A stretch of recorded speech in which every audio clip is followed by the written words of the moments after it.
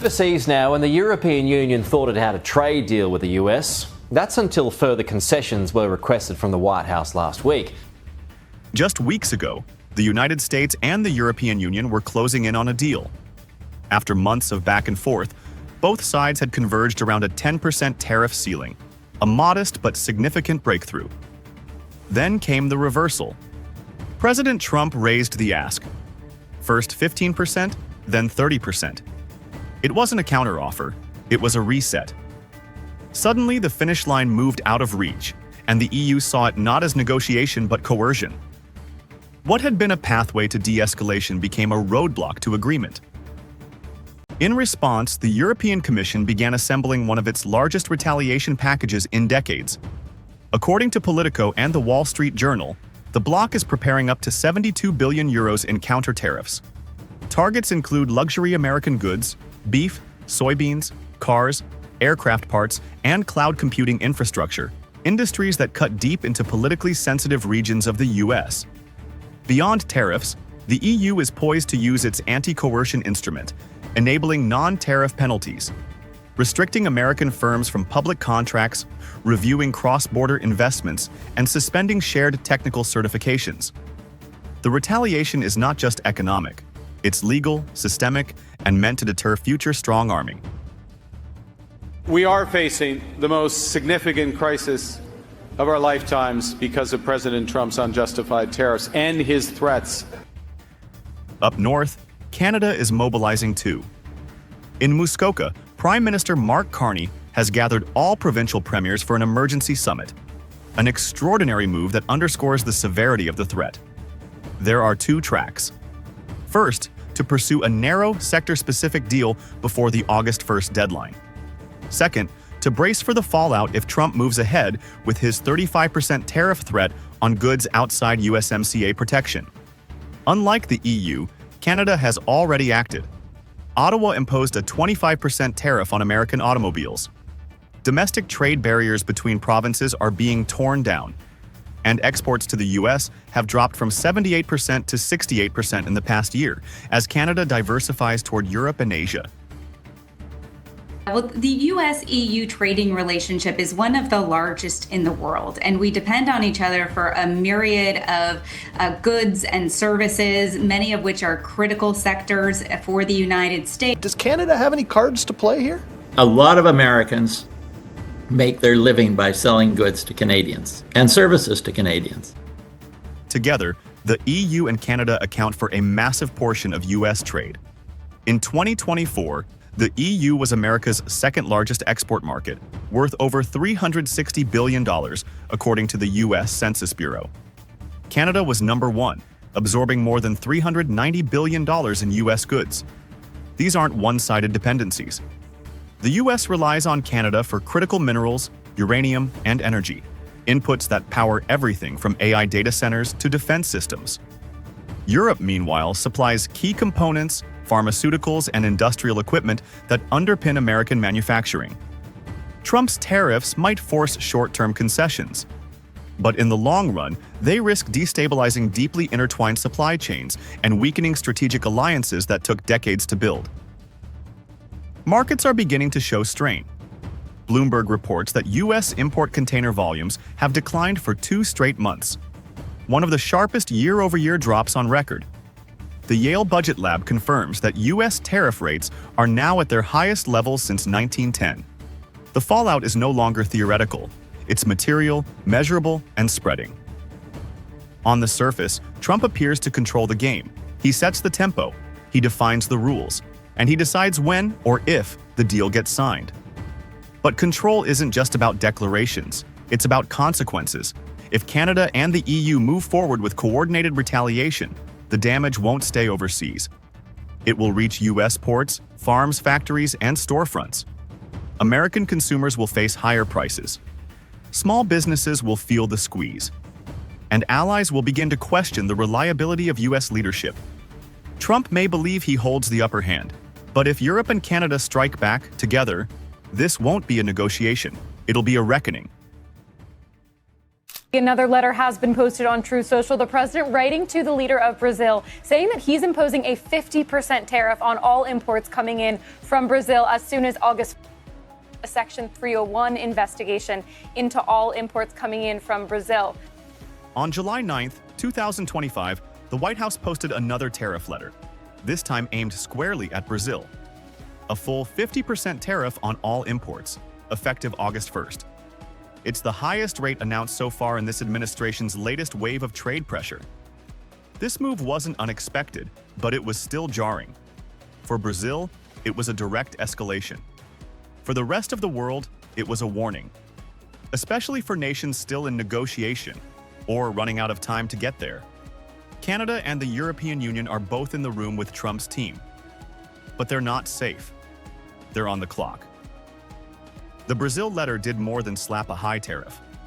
It triggered a formal Section 301 investigation into Brazilian imports, something Trump had used in his first term to justify long-term tariffs on Chinese goods. But what made this letter stand out wasn't the economics. It was the politics. In the post, Trump linked the decision to Brazil's handling of former President Jair Bolsonaro. He called it unfair. He called it a witch hunt. And that made the 50% tariff not just about trade, but about power. Brazil didn't get a negotiation window, it got a punishment. The kind that doesn't start with a phone call, it starts with a headline. And with that, Brazil became the latest example of how this White House is using tariffs not only to correct trade imbalances, but to send political messages. European Commission President Ursula von der Leyen said the EU was working closely with the Trump administration to reach a deal. Well, in Ottawa, the PMO says Canada's July 21st deadline is serious, and consequences for failing to meet the deadline for Canada aren't known. While Brazil faces tariffs outright, the European Union and Canada are deep in negotiation, each on a tight, ticking schedule. The EU is pushing hard to finalize a deal before August 1st. European Commission leaders confirmed that talks with the US are active and making progress. Trade Chief Maros Šefčovič said a joint statement is close. But Italy's economy minister warned, it's complicated. The text may not be finished until the last minute. Canada, meanwhile, is working against a different clock. Prime Minister Mark Carney's team is negotiating under a July 21st deadline, 10 days earlier than Europe's. This special cutoff reflects how Trump's team has chosen to handle Canada separately, after Canada dropped its digital services tax on June 30th to reopen talks. Unlike the EU, Canada is keeping things quiet. No daily briefings, no policy statements, just back-channel movement. And that silence might be deliberate, because in this game, what isn't said can be just as important as what is. Still, both regions are in the same position. Negotiate fast or face tariffs soon. The threat isn't distant. It's set to arrive August 1st. The Trump administration has said over 20 nations could face tariffs in the coming weeks if they don't enter negotiations. On July 10th, the White House confirmed more tariff notices would roll out in phases, targeting sectors like semiconductors, pharmaceuticals, and other strategic supply chain goods. This reflects a shift in strategy. The new tariff wave isn't just about trade balances, it's about alignment. Countries seen as moving closer to China could face heightened scrutiny. In that light, Brazil's case stands out. The 50% tariff, paired with a Section 301 investigation, came amid concern over its strengthening ties with Beijing. In response, China has warned that countries signing deals with the US that harm its interests may face retaliation. This is no longer just trade policy, it's positioning in a global contest, and the consequences will be economic. What happened with Brazil wasn't just about one country, it was about setting the tone. Trump is reshaping trade not through global frameworks, but through pressure and pacing. Some countries get letters, others get deadlines. But all of them now face a decision: move fast or pay the price. For the EU, the calendar says July 31st. For Canada, it's July 21st. For the rest, the time is shrinking, and the tariffs are already written. This isn't just a negotiation anymore, it's a countdown. And we'll be announcing something very soon on pharmaceuticals, that they're going to be tariffed if they have to bring the pharmaceuticals into the country, the drugs. and other things into the country, they're going to be tariffed at a very, very high rate, like 200%. On July 8th, President Trump raised the stakes again. Standing before his cabinet, he confirmed what many feared. The U.S. would soon impose pharmaceutical tariffs as high as 200% on any country that doesn't bring drug manufacturing onto American soil. The policy would include a grace period of up to 18 months. But after that, Trump said, everybody pays. The threat isn't just economic. It cuts directly into the global healthcare system, and it's already testing America's most crucial alliances. Australia is on edge. Canada is bracing quietly. And with Trump setting a hard deadline for August 1st, time is running out. Australia is a significant exporter of pharmaceuticals to the US. They're in our top 5 exports and valued at more than $2 billion last year. The warning hit Australia hard. Last year, Australia exported over $2 billion in pharmaceutical products to America, making it one of their top 5 export categories. Most of those are blood plasma and vaccines, primarily produced by CSL, a global biotech firm with plants in both countries. But Australia's real vulnerability lies not in trade volume, but in principle. The country's Pharmaceutical Benefits Scheme, or PBS, forces drug companies to negotiate prices with the government before they can be subsidized. It keeps medicine affordable for Australians, but it's long been criticized by the US pharmaceutical lobby. Now, under Trump's tariff plan, that criticism has turned into retaliation. Yet, Australia's government isn't budging. Treasury Minister Jim Chalmers called the move deeply concerning, but stood firm.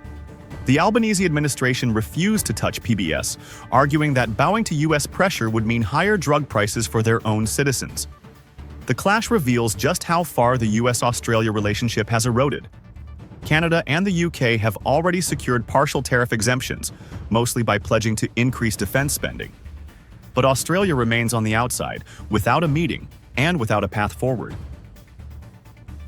Canada does send a lot of drugs to the United States. We have some generic manufacturers right here at home, and vice versa. We receive medications from there. While Australia confronts the threat head-on, Canada is playing a different game. As of early July, Canada hasn't received a pharmaceutical tariff letter. But the risk is real. According to MedTech Canada and industry experts at the University of Toronto, Canadian drug supply chains span multiple borders, often crossing the US 2 or 3 times before reaching patients. Around 80 to 90% of raw materials used in pharmaceuticals come from China or India. In this tangled web, a 200% tariff would be devastating. Health Canada has already begun compiling a list of critical medications to insulate from shortages. Canadian associations are feeding data directly to Canadian leadership. Behind the scenes, Canadian experts are working with American health experts and lawmakers to argue for exemptions on humanitarian, not just economic grounds. Unlike Australia, Canada isn't confronting Trump with a headline, but it's building a firewall from within. Trump's strategy is straightforward. Raise the tariff bar so high that countries will be forced to negotiate bilateral trade deals. It worked with steel. It worked with autos. Now he's applying it to drugs. But the calculus is changing. Tariffs on pharmaceuticals don't just hurt manufacturers. They ripple through hospitals, insurance systems, and patients themselves. That's why even US senators and medical lobbyists are reportedly pressuring the White House to scale back. Yet Trump remains unmoved. He insists that August 1st is the deadline. Everybody has to pay, he said. And if they don't want to pay, they can stop selling into the US market altogether. That posture may yield short-term leverage, but it's also causing long-term damage, especially with allies who once viewed the US as a partner in healthcare innovation, not a tax collector. For Australia, the fight is public. For Canada, it's quiet. But both are being pulled into a geopolitical storm where medicine becomes leverage and access becomes privilege. The coming weeks will show whether Trump's tariff play succeeds. But one thing is clear already. The world's closest allies are no longer backing down without a fight.